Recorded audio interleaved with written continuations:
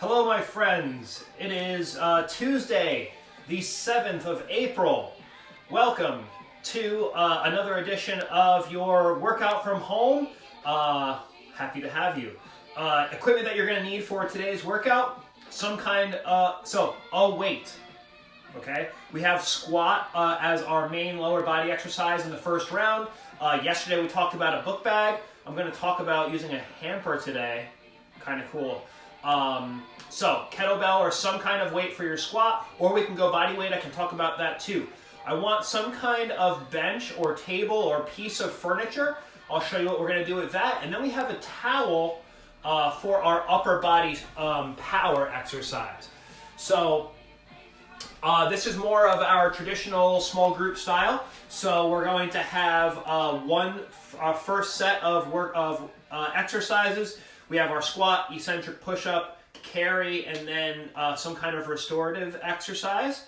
And then second round we have kickstand deadlift with a chop and pop. Excited to show you that. Coach Ed and I were talking about that today. We have a half kneel towel press out, and then we're going to skip in place for our carry. So fun things ahead. To get into the warm-up, we have our commando breathing first. So remember, commando breathing is flat on the floor, arm. So we start in the crocodile breathing position, and then one arm goes out to the side and one leg goes out to the side. So same breathing applies, in and out of the nose, tongue against the roof of your mouth, behind your two front teeth, and then get the feeling of what it feels like to breathe from side to side. So do you have a tight shoulder or a tight hip that maybe makes the breath feel a little bit more restricted? Play around with that and see what you think. If it feels awkward to lie on your stomach, lie on your back. Perfectly acceptable. Second exercise, tactical frog with the internal rotation. So we're going to be hands and knees. Knees go pretty dang wide. We're going to go down to the elbows. You want to rock back, and then you're going to take your foot and throw it over your shoulder. From there, you're going to rock back, and the foot's going to come down to the ground at the same time, and then the other side. So what you're feeling for on this is that the hips stay square to the floor and that we don't sink into the belly button. So what you'll see in this is rocking, and then watch my right hip. You'll see a huge hike, or you'll see huge cave in the lower back instead of keeping the low back locked in. So if you can keep the lower core engaged and keep the hips still, you're probably going to end up feeling some crampy business in the corner of your hip, like I'm feeling right now, and that's perfect. That's what we're looking for.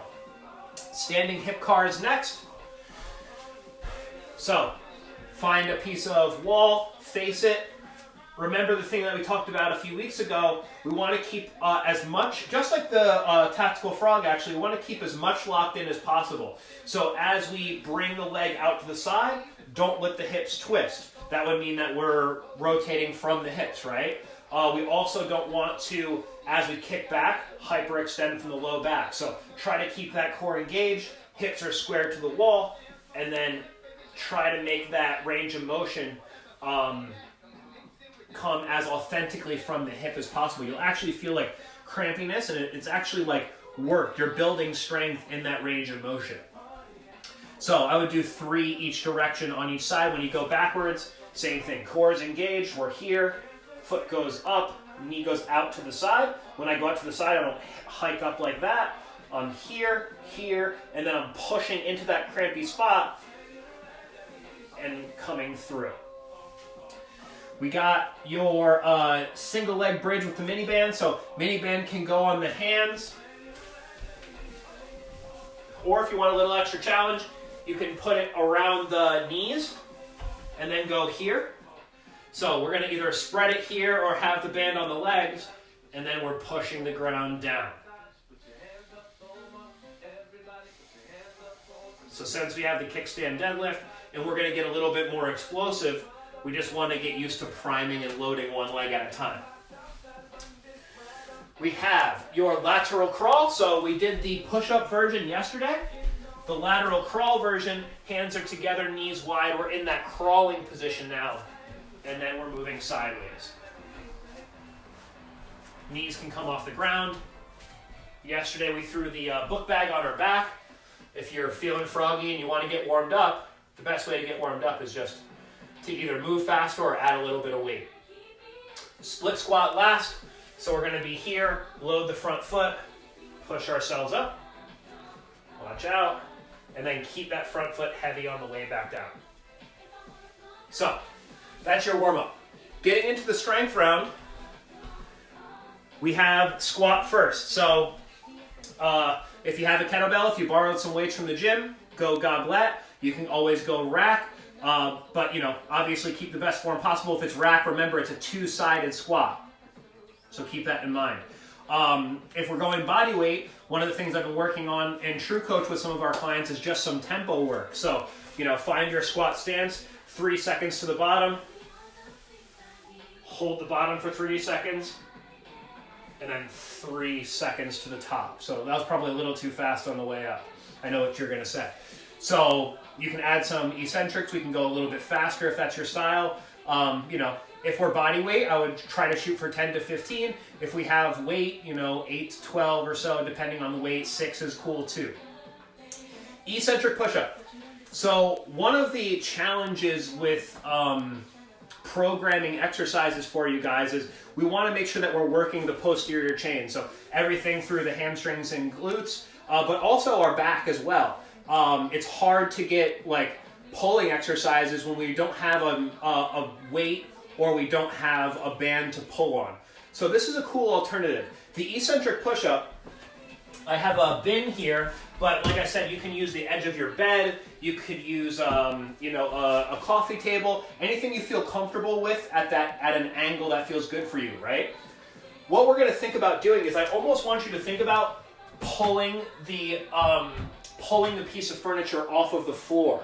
So watch me and I'll show you what I mean. So when I'm in this eccentric push-up, I'm going to be here. I'm going to pull myself down to this bin. When I get here, I'm going to drop the knees, push myself back up, and then I'm here. So I'm not really focusing on the push, I'm really focusing on the pull. And what I'm doing is I'm thinking about literally pulling this bin off of the floor. And you can see, maybe you can, I'm really engaging the lat there. So especially if you have something like this where you can crush the outside, that's great. If you have maybe the edge of a couch, you can grip the armrest.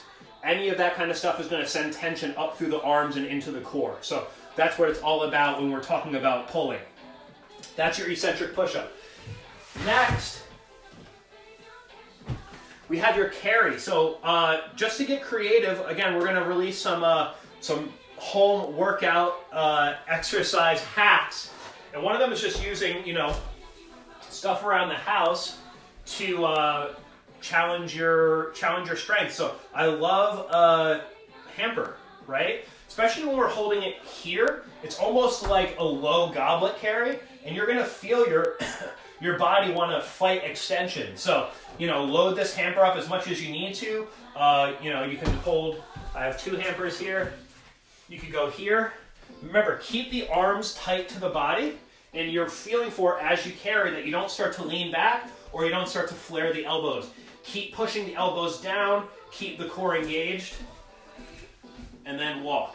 Honestly, it's so weird because it's a little bit more awkward, which actually makes it a little bit more challenging. So, load up the hamper, a regular hamper like this, or load up a laundry basket, to increase the intensity, and then obviously only carry it as far as you feel comfortable with, but really challenge yourself to keep those points of contact. Tight elbows, core engaged.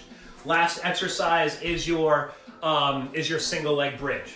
So squat, eccentric push-up using some kind of bench or bed or armrest or a box like I happen to have. Second set, so 20 minutes on the first round, 10 minutes on the second round, kickstand deadlift to chop and pop. So kickstand deadlift, think like you're taking a step forwards and you're pausing. So you're on the ball of the foot on the back foot, most of the weight is on the front foot. Watch my hips. I'm not squatting down, I'm going hips back. So I'm gonna go hips back first, and then push through that front foot to come up. So if you're newer to this exercise and you have a weight, you can go like, if you have a kettlebell, you can go BGBS style, so right in front of the belly button, and then push through that front foot to come up. If you don't have a weight, let's add a little bit of resistance, or let's add a little bit of explosiveness. So you're going to be here, we're going to swipe the hands back, and then we're going to push through the front foot. Make sure that when you push through the front foot, we're not going into extension, right? So swipe back fast, push through the front foot. I was talking to Coach Ed at the beginning of the hour, and or at 11 o'clock, and he was saying he's been messing with staggered stance swings. Single leg power exercise. Really, really cool idea. Half kneel towel press out. So, grab a towel. Again, just getting creative. One of the other challenges we have is like, unless you're going to go outside and slam a rock into the ground, we don't really have anything for upper body power that's, you know, an external object that we can throw necessarily. So, but we can still work on the same fundamental qualities. So, half kneel towel press out, we're going to be here. I'll face the leg. So, pull it apart. You're going to start with it in front of your belly button. Just like we would on the chest pass at the gym, push the feet down into the floor so you're kicking the toes and stomping the front foot. We're going to pull the towel apart and then load tension here. And what you're going to find is that the general thing that will happen at the gym when you're using a ball is you'll go here. You won't be able to resist the extension. So push the feet down, pull the towel apart. You could use a mini band too.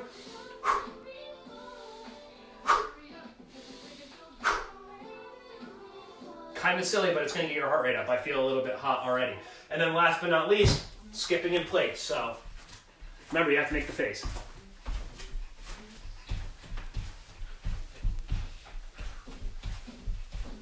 Excellent. Isn't that great that your workout ends with me looking like an idiot? So that's your workout for today. So a little bit longer workout. I put the timing in there. The only thing I didn't put in the equipment is the mini band, but you know, you guys will figure it out. If you do the workout, comment in the comment section. Let us know what you thought.